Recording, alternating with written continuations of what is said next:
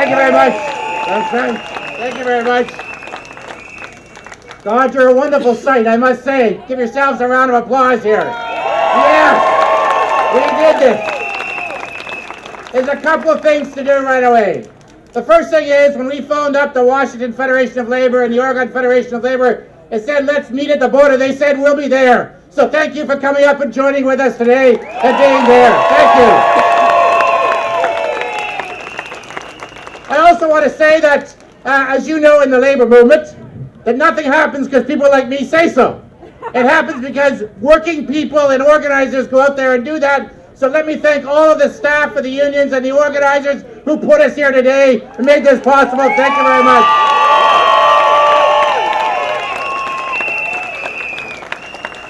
I also have a special thanks for a group of workers who got us here today, and that's all the bus drivers who drove the bus for free today to show their solidarity. Thank you, CW, and thank you, bus drivers. You know, we hear a lot about the labor movement and what we're about. We hear about the money we have, we hear about the resources we have, we hear about the fights we put up. But to me, the most precious thing is what we have here today. It's really what they do want to destroy. It's not about money, really, or resources. What they want to destroy is the most precious thing the labor movement has. That precious thing is our solidarity with each other as human beings and working people. That's what this is about. Those folks in power hate that solidarity. They don't like us. They don't like working people, but they really hate it when we have power because we have solidarity. And that's what this is about.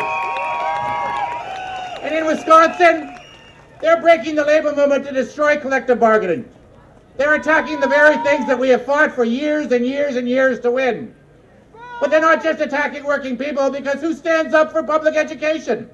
Who stands up and fights for health care? Who fights against poverty and for justice and equality? It's the labor movement.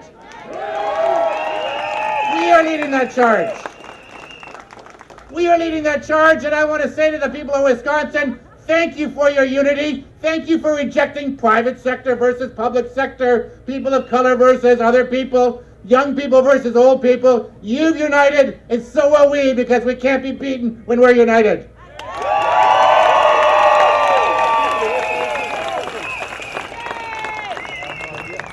People say to me, oh, it's Wisconsin, Jim. It's way over there. What's it got to do with us? We're in British Columbia. What's it got to do with us? Everything.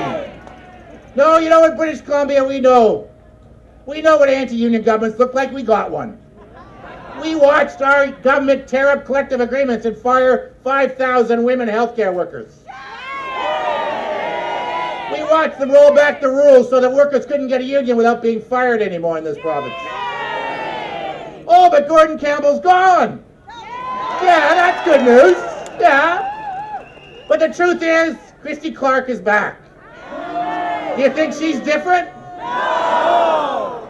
I was really discouraged to see that when she sat down with all the people that elected her in her little party there, and she picked the people that she wanted to help her be a premier, she picked Gwen Morgan.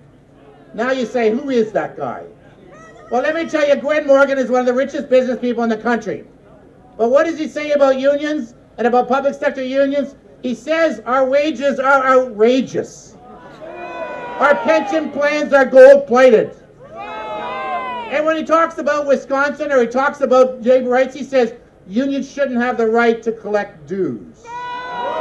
Unions shouldn't have the right to strike. So when people say to me, what's Wisconsin got to do with us? It's got everything to do with us.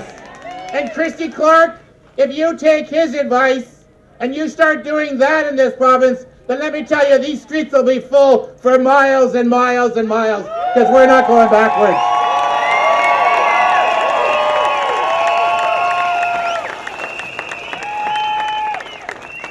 We have an election in Canada.